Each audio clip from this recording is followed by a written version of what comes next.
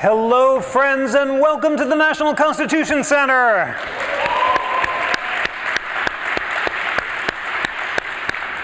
It is so meaningful to welcome you for our second annual First Amendment Summit.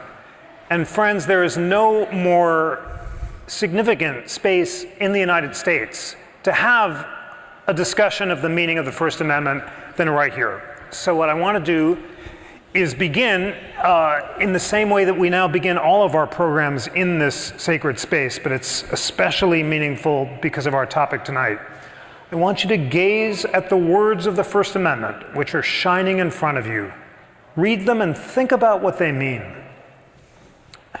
And then after you've done that, you can turn your gaze to Independence Hall, the room where it happened, where the ideals of the First Amendment emerged.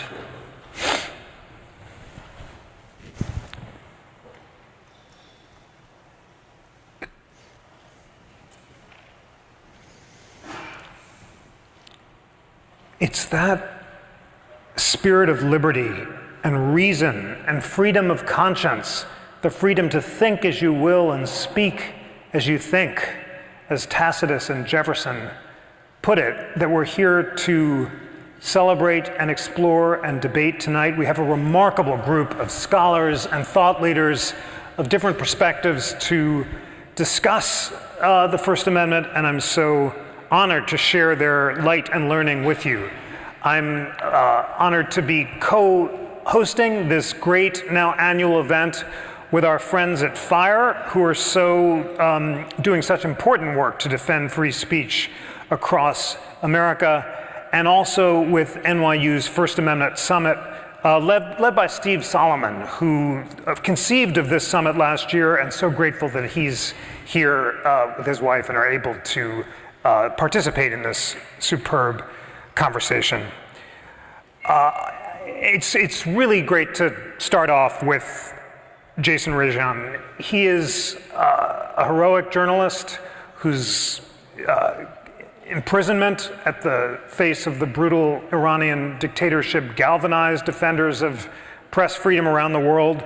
And very significantly, he just began yesterday an important role as director of press freedom initiatives at the Washington Post. And it's really,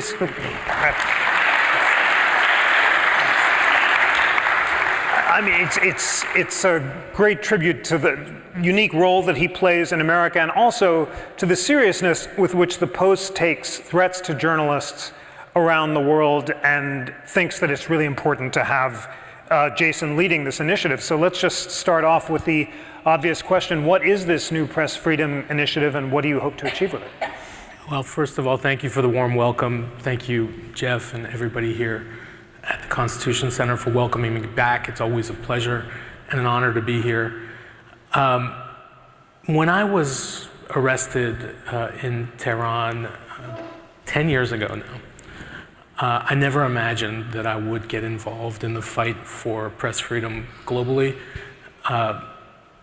I was working in a country that does not believe in or respect any of the ideals of free expression that we all hold so dear. But I thought it was really important to try and shine a light on the lives and experiences of people in Iran, a country that's so misunderstood. I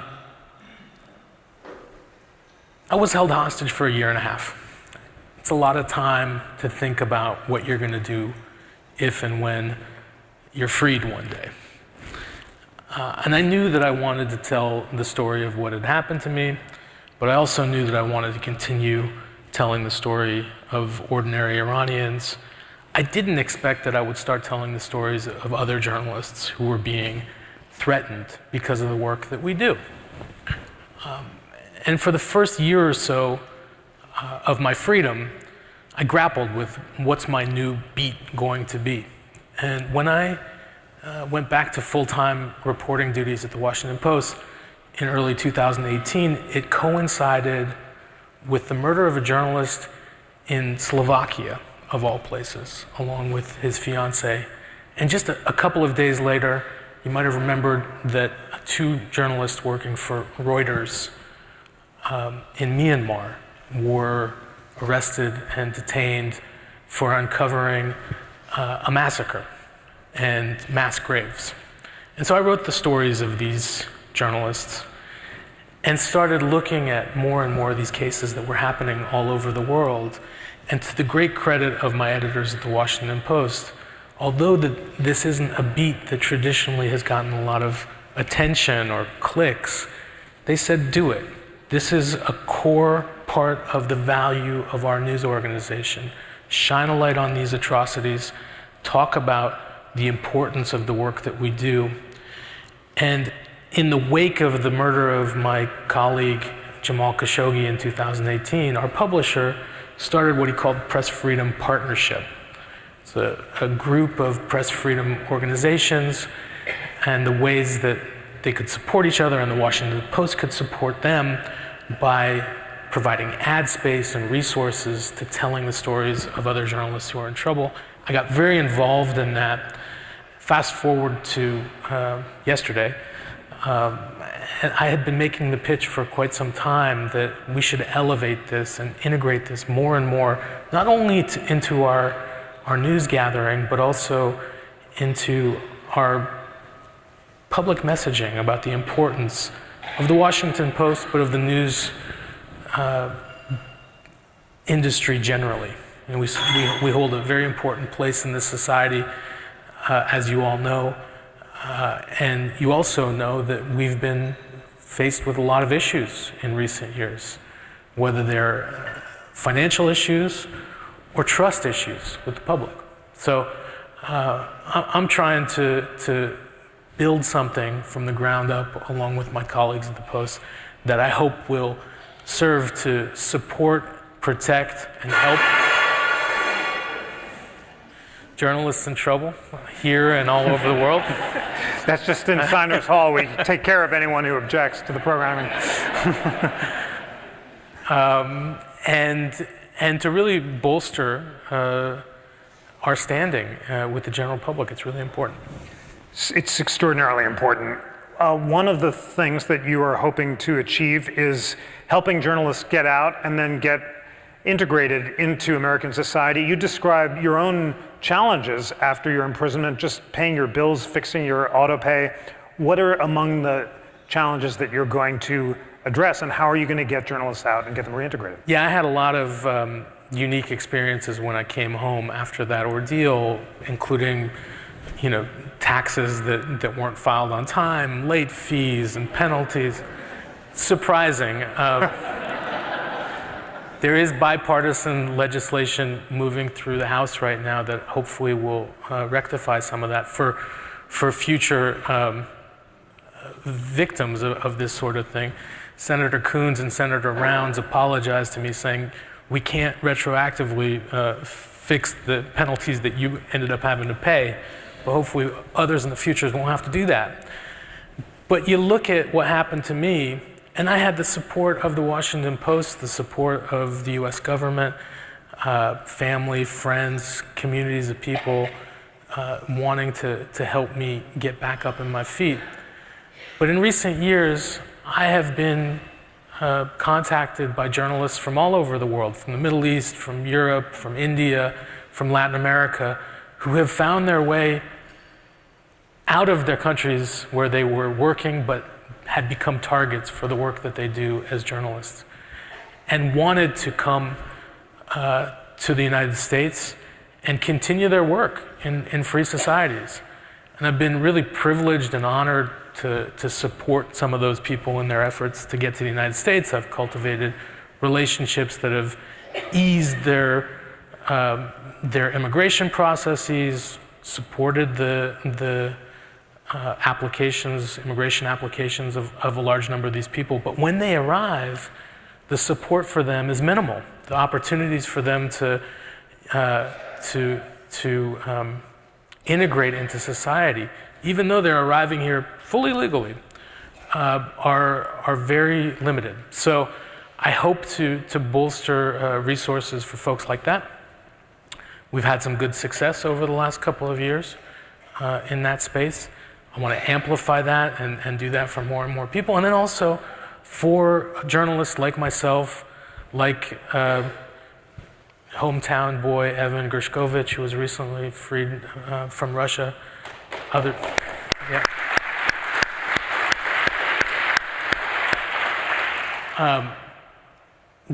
Journalists, American journalists who find themselves in trouble no matter who they work for, no matter what kind of political leanings they have, they'll always have a friend in me and in the Washington Post Press Freedom Initiative. Will you also play any role in the release of imprisoned journalists? And you've described how each case is different. The old adage that you should never negotiate with terrorists has proved to be more complicated in your experience, and sometimes some negotiation is necessary. But what, if any, role will you and the Post play in getting people out? I don't know that we will play a direct role in that, but I can tell you in previous cases we've been available as not only public supporters, but behind the scenes, sharing the hard-earned experience that we had on my case with other news organizations. It's not a secret that we had a lot of communication with the Wall Street Journal. The law firm that they hired to help them internationally was the same firm, the same team that the Washington Post hired. I continue to be quite close with that legal team, but the folks at the Journal as well. And my basic premise and what I told to my management at the Washington Post and also to the Journal, as soon as we heard about Evan's arrest, was that we can be as competitive as we want about subscribers and scoops and stories. But when it comes to our fundamental rights to do this job and protecting one another, supporting one another when one of our own is in trouble, there can't be any distance between us. And in the year and a half or so since Evan was arrested, I feel like that that sense among American news industry that we face these threats and have to stand together has grown and bolstered and become much more palatable than it was even when I was arrested 10 years ago. You've also talked about the urgently important role of the US government in standing up for imprisoned journalists. You talked about how much it means to know that you have the support of the government, and also the need for the US to stand up for press freedom at a time when authoritarian dictatorships in Iran, Russia, India, China, and elsewhere are becoming increasingly brutal. Why is that important, and what should the US government do moving forward? Up until very recently, this was a core value that the United States of America always stood for in all circumstances. I hope that we can return to that position, that wherever an independent journalist or anybody who is repressed, detained, harassed for expressing their views, opinions, or reporting the truths on the ground of any place in the world, we're going to stand up for people in those situations. I think we've done a decent job of it always, but it's become politicized, right? When it's politically helpful to stand up for a journalist somewhere on the other side of the world, we do it. When it's not, we don't. I think we need to return to this idea that this is a core value, not only our ability to express ourselves, but the value of the individual's life and liberty. It's sacred to us, right? That's always been what kind of differentiated us from a lot of these other countries around the world. And I can tell you, when I was locked up, my interrogators would say to me, "You must be all of the things that we say you are. Otherwise, why would the American government care? Why would they put so much effort into trying to win your release?"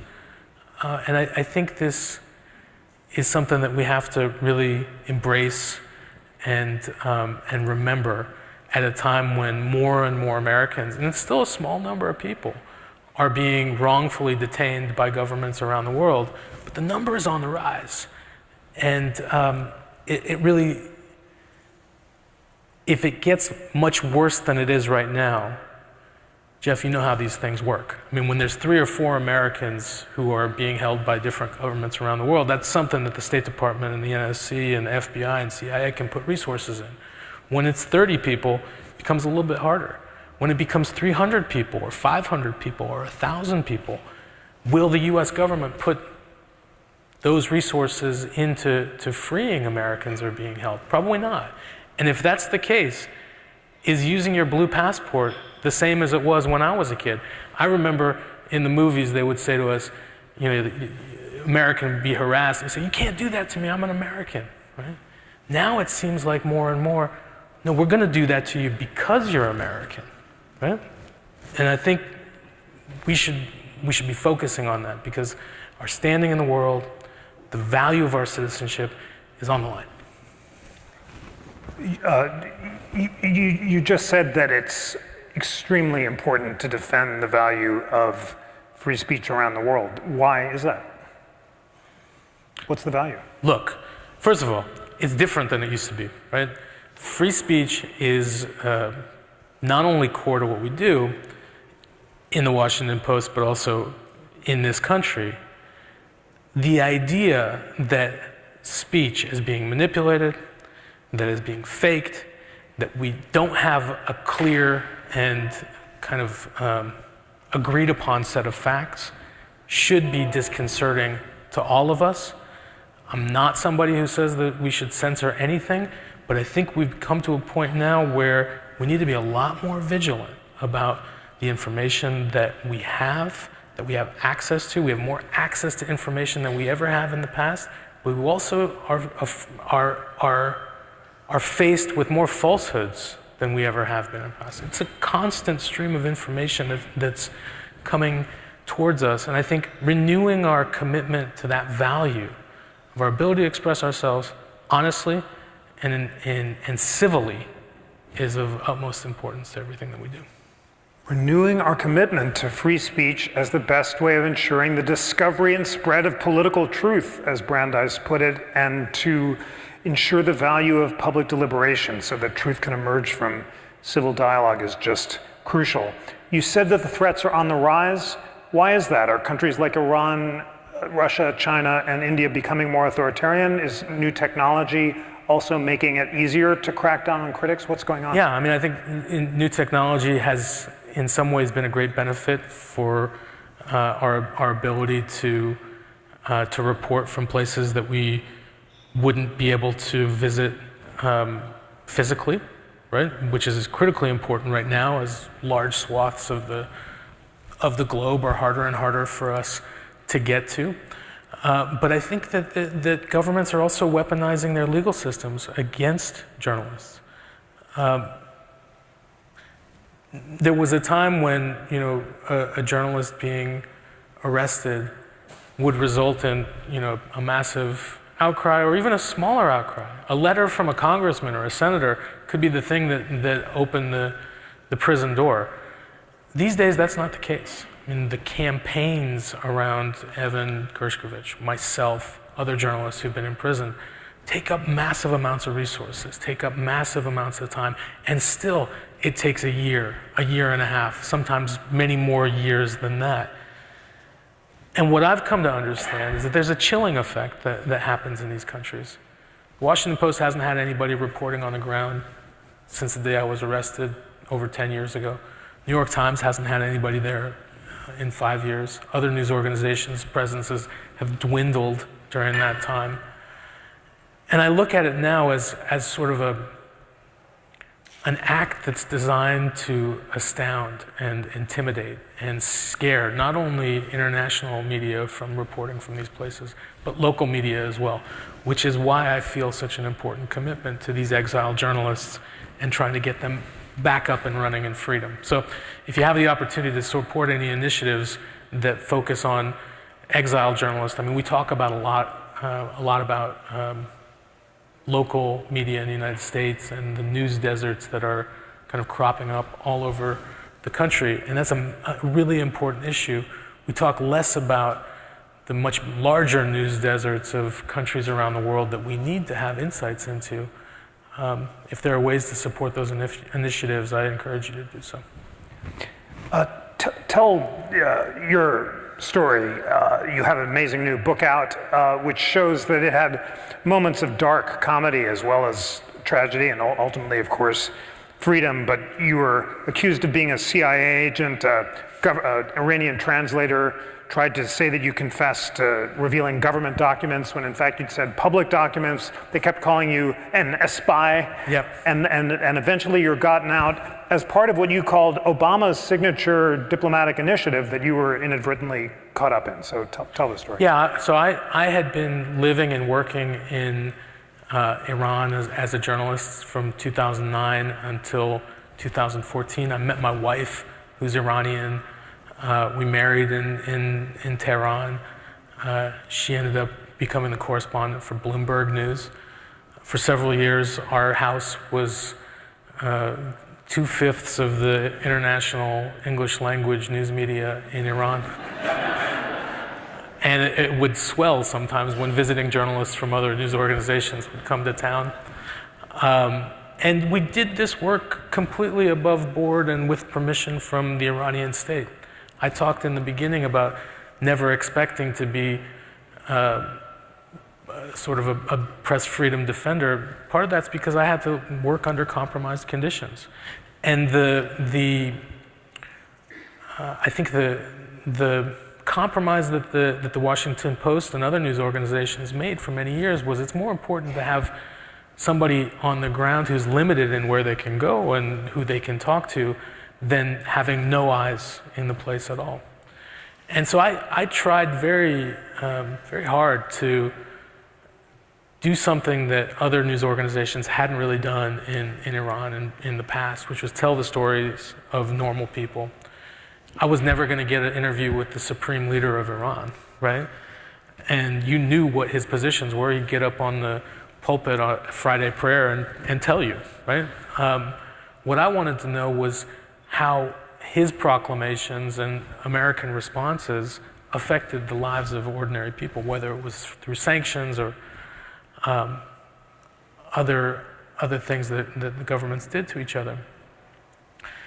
And so when we were arrested, it came at a very strange time. The Obama administration and the Iranian regime were in the midst of the nuclear negotiations back in 2014.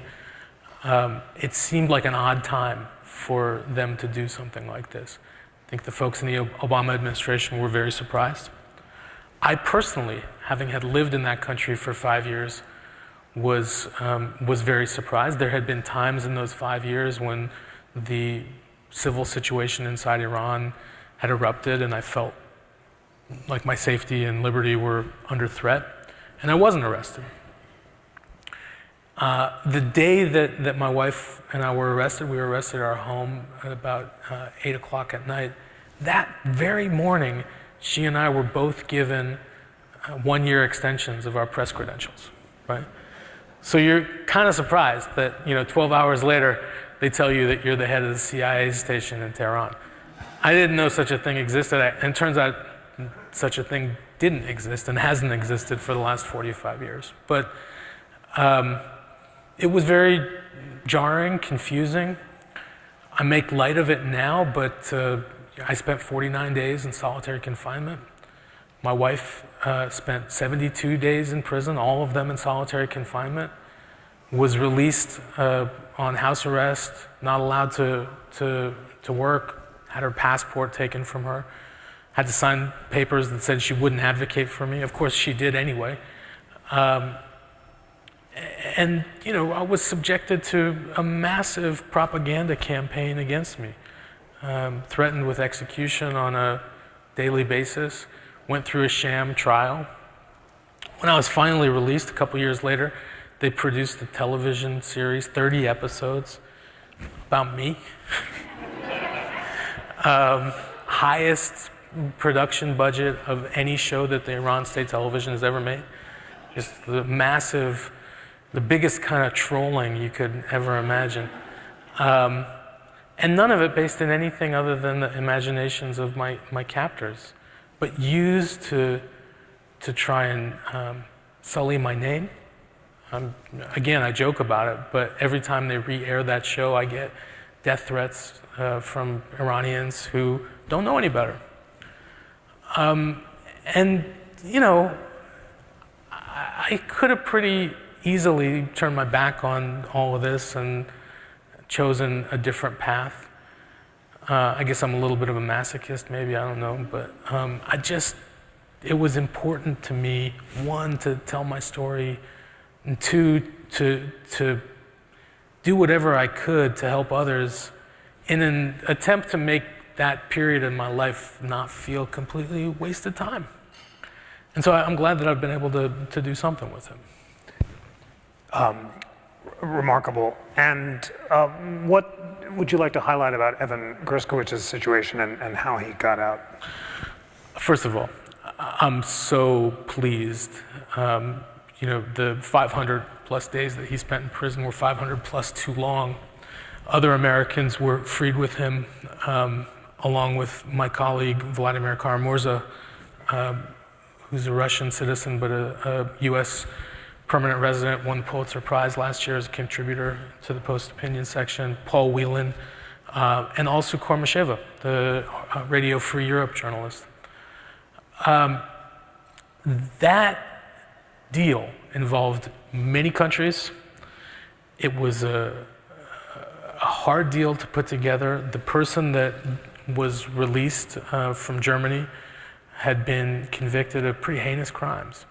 And I'm not one to say, you know, do any deal that comes your way, but I do know, as someone who's been the subject of one of these hostage takings and then ultimately a deal for my release, there's a moral imperative to bring innocent people home as quickly and safely as possible.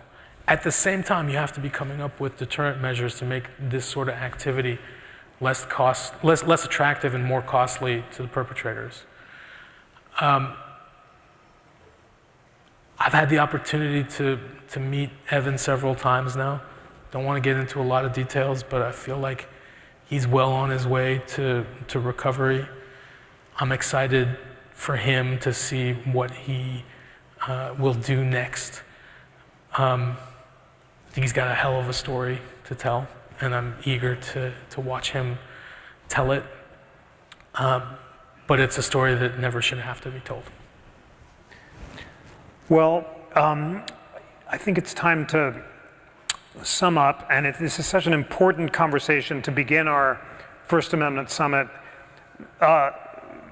Bring together for our audience why it is urgently important to stand up for the freedom of journalists who are imprisoned by authoritarian regimes, why once freedom is lost, it's very hard to get back, and what the need to stand up for press freedom can tell us about the future of our own democracy. Look, democracy is on the line. Doesn't matter who you're going to vote for in a couple weeks. We're in a more compromised situation than we've ever been. We're more divided, and the truth is there isn't that much to be divided over. Right? I think it's really important to look at what it is that is causing those divisions, why we believe, and I say we, I'm talking about public opinion polls, that we shouldn't trust the news media. I'm somebody that works in one of our big legacy news organizations. I can tell you there's no secret cabal meetings about people trying to decide what the future of the world is going to look like. It's not like that.